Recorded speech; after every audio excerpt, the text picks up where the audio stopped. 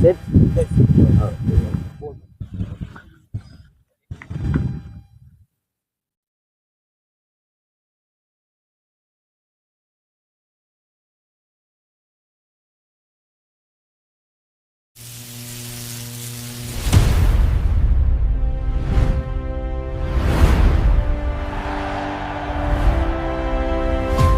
දැන් අද දිනේ ඔබ ප්‍රථම අධියරය ජයග්‍රහණය කරා. ආසිය වාසිය මම හිතන්නේ කණ්ඩායම නායකයෙක් වශයෙන් ඔබ ජයග්‍රහණය කරා. මම හිතන්නේ ඔබගේ සැලැස්ම තිබ්බේ කණ්ඩායමේ යම් කිසි හේකින් ආසිය වාසිය ජයග්‍රහණය කරන්න බැරි වුණොත් මොකක්ද ඔබගේ තිබ්බ දෙවෙනි සැලැස්ම? ආසිය වාසිය ජයග්‍රහණයක මමත් කොහොමද හිටියේ මේ බෝල් කරන්න තමයි ඉස්සල්ලාම. මොකද මේ ගවුන්ඩ් කන්ඩිෂන් එක අපි හොඳට දන්නා මේ ග්‍රවුන්ඩ් එකේ. ඒක නිසා මොකද මගේ බෝලින් ස්කොඩ් එක හොඳයි ස්ට්‍රෝන්. ඒක නිසා මම කොහොමද හිතන් හිටියේ බෝල් කරන්න. නමුත් ආසිය වාසිය පෙරදුනත් මම බැට් කරත් මගේ බැටිං ඕඩරෙත් ඒ වගේම ස්ට්‍රෝන්. අද දින ඔබ දක්න විදිහට ඔබේ කණ්ඩායමේ ශක්තිමත්ම අංශය විදිහට ඔබ දකින්නේ මොකද්ද? මත් මාංශ කියන්නේ දෙකම බැලන්ස් එකේ තමයි තියෙන්නේ. බෝලර්ස්ලා 5 දෙනයි ඕල් රවුන්ඩර්ස් එක්කෙනෙක් ඉන්නවා. එයා පාර්ට් ටයිම් බෝල් කෙනෙක් බෝල් කරනවා. ඊට පස්සේ උන්තරව බැට්මන්ලා 5 දෙනෙක් කොහොමද ශ්‍රී ලංකාවේ. මම හිතන්නේ අද ඔබගේ 6 දෙනෙක් ඉන්නවා ඒක. අද පිටිකරුන් 6 දෙනෙක් එක්ක ක්‍රීඩා කරන්නේ. එතකොට අද දින ඔබගේ ප්‍රථම තරගය. ඒ අනුව දැන් ඔබගේ කණ්ඩායමේ ඉදිරි සැලැස්ම තරගාවලියට සැලැස්ම මොකක් හරි සුවිශේෂී සැලැස්මක් තියෙනවද? මම හිතන්නේ අද ප්‍රතිවාදී කණ්ඩායම යම් කිසි ආකාරයකට වුන් මීට පෙර තරගයක් ක්‍රීඩා කරලා තිබුණා. මත් මේ මැච් එක වින් කරලා හොඳ මොමන්ට් එකකින් ඉතිරලා තමයි බලාපොරොත්තු වෙන්නේ. එසේනම් සුබ පතනවා ඔබට ඔබේ කණ්ඩායමට තරගය ජයග්‍රහණ ලෙස නිම කරන්න හැකියාව ලැබේවා කියලා.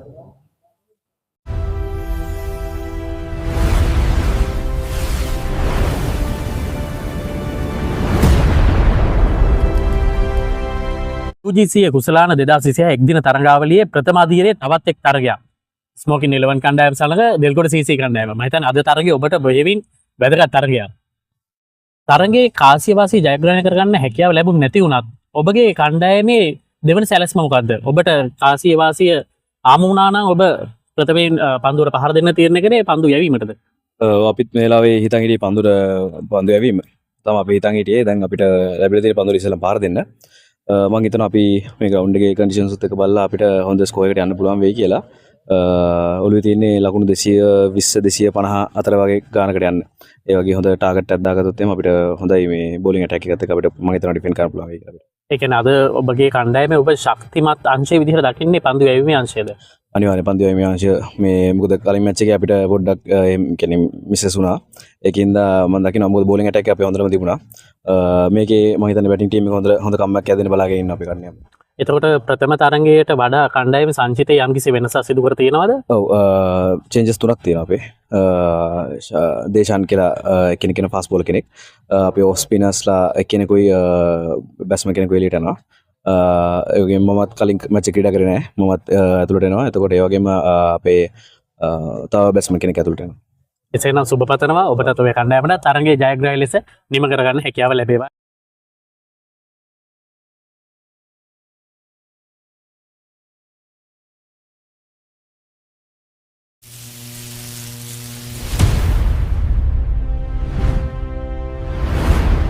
මට සම්බන්ධ වෙන්නේ දෙල්ගොඩ CC කණ්ඩායම නායක ඉෂාන්. මම හිතන්නේ තරගයේ අද දිනේ ප්‍රථම වටේ ප්‍රථම තරගයේ තමයි ඔබේ කණ්ඩායම මුහුණ දීපු. යම් කිසි ආකාරයක අභියෝගාත්මක තරගයක්. අද තරගය ගැන මොකක්ද ඔබගේ දැක්ම? මම ටොස් එක අරගෙන ඉල්ලා මම බෝල් කරන්න බලාපොරොත්තු තිබ්බේ. ඉතින් අපි බෝල් කරා 118කට විකට 6ක් වගේ වැටලා තිබ්බා. මැච් එක අපතර ඇවිල්ලා තිබ්බ වෙලාවේ අපි අර කැචස් දෙකක් විතර මිස් වුණා. ඒකෙන් මම මැච් එක ඇදිලා ගියා 229කට. ඒකෙන් තමයි උනේ. ඊට පස්සේ අපේ බැටිං මුල් පෙළ නවීන් හොඳ බැටර් කෙනෙක්.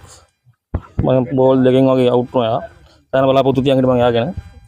ඊට පස්සේ අපේ කල්ප සෙටල් වෙලා ගැහුවා. ආයි ළඟ කඩලු තුනක් විතර බිම වැටුණා. අපේ දිමුතු සතුස අපේ අර බිම්සර මල්ලි තුන් දෙනාම. ඒ පාඩුවයි තමයි අපිට ගොඩක්ම දැනුනේ මේ මැච් එක මෙච්චර ඉක්මනට ඉවර වෙන්න හේතුනේ ඒක. අනිවාර්යයෙන්. දෙල්ගොඩ CC කණ්ඩායම කියන්නේ අභියෝග හොඳට කළමනාකරණය කරපු කණ්ඩායමක්. මීට පෙර තරගවලදී අපි දැකලා තියෙන ඔබේ කණ්ඩායම අවසන් පන්දුවතෙක් සටහන දෙනවා. මේ තරගයේදීත් ආරම්භයේදී සම්පූර්ණම තරගයේ ඔබගේ කණ්ඩායම සතුව තමයි තිබ්බේ. විශේෂයෙන්ම ඔබගේ පන්දු රැකීම කණ්ඩායමේ පන්දු රැකීම ගැන ගත්තොත් ඒක ඉහළ මට්ටමින් තිබ්බා. නමුත් එක් තැනකදී ඔබ කිව්වා වගේ තරගය ගිලිහි යාම මම හිතන්නේ කෙසේද කණ්ඩායමේ බලපෑවේ? එතනින් එහාට කණ්ඩායමේ පිළිතුරු ඉනිමටත් ඒ ප්‍රශේක බලපෑවද? බලපෑවා. අනිවාර්යයෙන්. මම හිතන්නේ දැන් මේ ඔබට මේ අපි මේ කියන්නේ ලකුණු චේස් කරලා බැට් කරලා තියෙනවා මේ ග්‍රවුන්ඩ් එකේ. මොකද මේක ශ්‍රී ලංකන් ග්‍රවුන්ඩ් එක මේක සෑහෙන තරම් ගන්න මේක මම සහභාගී වෙලා තියෙනවා. ඒක මම ටොස් එක දිනනවල බය නැතුව බෝල් කරන්න තෝරගත්තේ. මොකද අපි මේක සෑහෙන වින් කරලා තියෙනවා බැට් පස්සෙන් බැට් කරලා. ඒ කරනවා නැතිනම් තරංගයේ වාසිය යාලට දෝරණේ වුණා මේ අර ෆීල්ඩින් මිස්ටේක් දෙකුත් එක්ක කැචස් දෙයක් මිස් වෙච්ච හන්දා. අනිවාර්යයෙන්. ඒ වගේම තමයි මම හිතන්නේ දෙල්ගොඩ CC කණ්ඩායම කියන්නේ අත්දැකීම් බහුල ප්‍රබල ක්‍රීඩකයන් ගණනාවක් ඉන්න කණ්ඩායමක්. මේ ප්‍රථම වටේ ප්‍රථම තරගය ඔබ මුහුණ දීපු. තව ඔබට තවමත් මේ තරගවලිය තුල අවස්ථා අපදිනවා. ඉදිරි තරගවලදී ඔබගේ කණ්ඩායමේ සංචිතයේ යම්කිසි වෙනසක් සිදු කරනවද? සංචිතේම වෙනස් කරන්න සිදු වෙන එකක් නැති. ඒ ගොඩක් දුරට මේ ටීම් එකම තමයි ශ්‍රී ලංකාවේ තරගයේ සමහර දෙන්නෙක් විතර එහාට මෙහාට මාරු වෙන්න පුළුවන්කමක් තියෙනවා. ඉදිරියේදී අපි තීරණයක් ගන්නවා. ඊට අමතරව මේ ටීම් එක ගොඩක් දුර ශ්‍රී ලංකාව කරනවා. අනිවාර්යයෙන්. ඉදිරි තරගවලදී ඔබගේ තව දුරටත් සංවර්ධනය විය යුතු අංශ ලෙස ඔබ අද දකින්නේ මොනවාද? පන්දු රැකීමේ අපි ලොකු අඩුපාඩුවක් ගැන කැච් එක මිස් වෙච්ච එකෙන් තමයි මේ තරගය අනිත් පැත්තට කියන්නේ මුච්චෙන්න මේ අනිත් පැත්ත කැරගෙන හේතුව ප්‍රධාන හේතුව. ඒකයි ඒකෙන් පස්සේ ඒක තව දෙකනේ හරින තිබ්බේ. ඒක ලොකු පාර්ට්නර්ෂිප් දෙයක් ගියා. ඒක තමයි පන්දු රැකීම යාසේ ඉදිකරණය තමයි ප්‍රෙෂර් එක මැනේජ්මන්ට් කරන් ගහන්න ඕනේ. අනිවාර්යයෙන්. අවසාන වශයෙන් අද ඔබගේ අදහස මොකද මේ තරගයේ පිළිබඳව? ඉදිරි තරග වටවලදී ඔබගේ කණ්ඩායමේ නව සැලසුම් සමග මොකක්ද ඔබට දෙන්න තියෙන පණිවිඩය? අනිවාර්යයෙන් ඊළඟ තරග අපි හොඳ රේට් එකකින් දිනන්න ඕනේ. මේක සෙකන්ඩ් රවුන්ඩ් එකේ දෙන්න. බලාපොරොත්තු වෙන සෙකන්ඩ් රවුන්ඩ් එකෙන් හොඳ රේට් එකකින් මැච් එක වින් කරන්න ඕනේ. අනිවාර්යයෙන්. ඒ අනුව සුබ පතනවා ඔබටත් ඔබේ කණ්ඩායමටත් තරගාවලිය තවමත් විවෘතයි ජයග්‍රාහී ලෙස නිමා කරන්න හැකියාව ලැබේවා කියලා. මේ දෙල්ගොඩ CC කණ්ඩායමේ කණ්ඩායම නායක ඊශාන් මහත්මයා.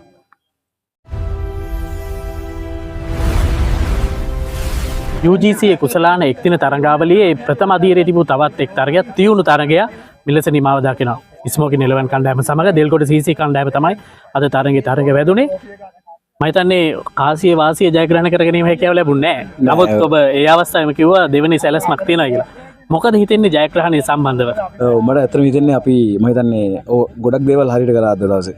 මේ මොකද ස්කෝර් එකත් අපි කට්ටියගේ බැටිං එෆෙක්ට් එකත් එක්ක අපි ගියා ලොකු දුරකට ගියා 220 ගානකට වෙනකම් අපිට ස්කෝර් එකක් හම්බුණා.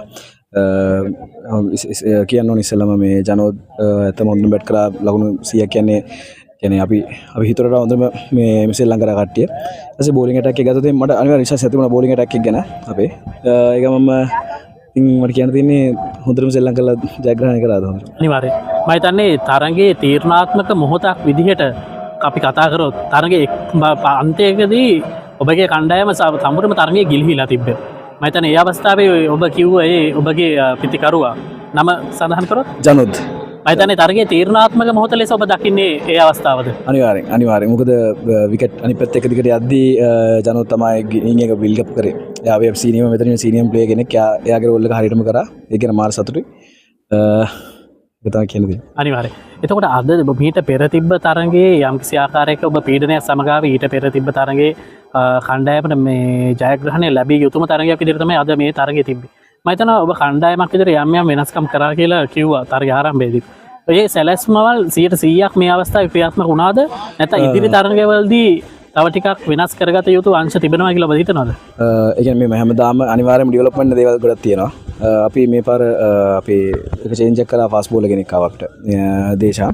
එයා ඇත්තටම ඇවිල්ලා හොඳම මේ චේන්ජ් එකක් වුණා අද දවසේ. මොකද එයාගෙන් හොඳ රිසල්ට් එකක් අපිට ආවා. උදේම විකට් දෙකක් අරගෙන ඉනිං එක පටන් ගත්ත ගමන්ම මම හිතන්නේ අද ගත්තු ඩිසිෂන්ස් වලින් සහ ආපු ප්ලේයර්ස්ලාගෙන් අපි හොඳම අනික රයන් අනික එක්කෙනා ඕපන් බැට්ස්මන් සහ මේ විකට් දෙක තුනක් ගත්තා. අනික මේ මම හිතන්නේ අපිට හොඳම ඩිසිෂන්ස් ටිකක් තමයි අද මැච් එකේ වුණේ. අනිවාර්යයෙන්. ඒ වගේම තමයි ඉදිරි තරඟවලදී යම්කිසි ආකාරයක වෙනස්කමක් කණ්ඩායම සිදු කරනවද නැත්නම් මේ ආකාරයෙන්ම කණ්ඩායම ඉදිරියට අරගෙන යනවද?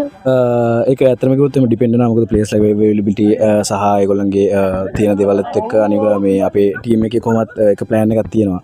අනිවාර්යෙන් ප්‍රැක්ටිස් සෙෂන් එකේදී අපි කතා වෙනවා මොකද්ද කරන්නේ මොකද්ද ප්ලෑන් එක අපි ඊළඟට අනික ඔපොනන්ට්ස්ලා බලලා පොඩි ඇනලිසිස් එකක් කළා තමයි අපිත් එන්නේ මේ ඒකින්ද මේ කියන්නේ ඉන්න ප්ලේයර්ස්ලාගෙන් කොහොමද රොටේට් වෙන්න පුළුවන් බට් මේන්ලි අර ප්ලේයර්ස්ලාගේ අවైలබිලිටි එක මත තමයි අපේ ප්ලේයින් 11 එක ඩිපෙන්ඩ් වෙන්නේ.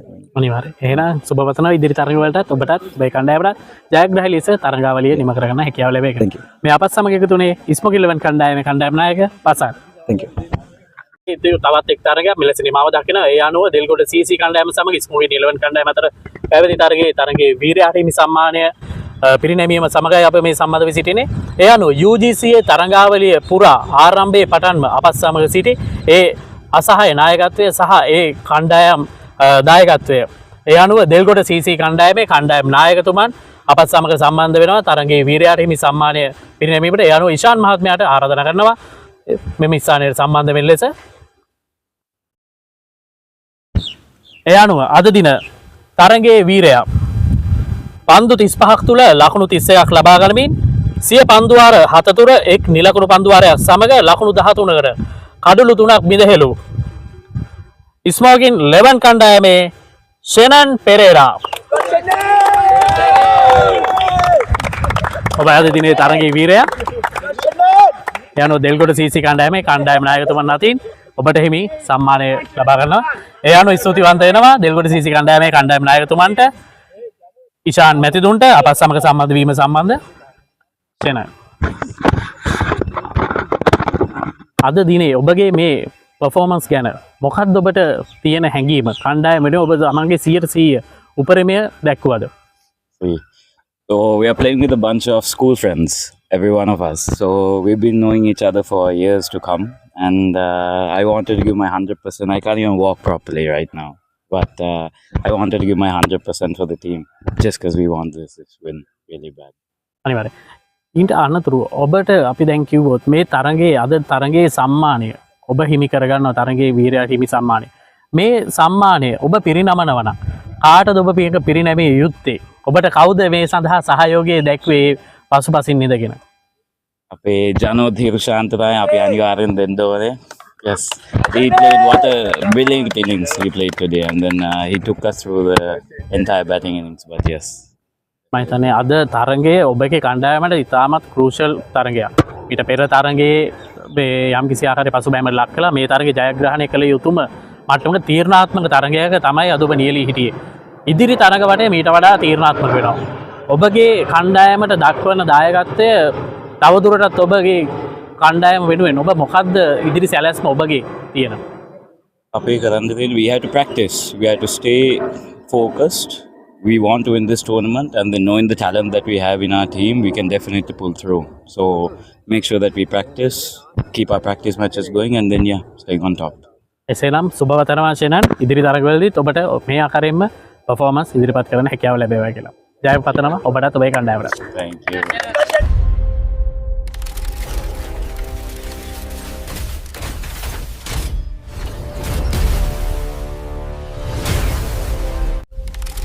Rising the unseen, recognizing the uncrowned. Let's rise with UGCA.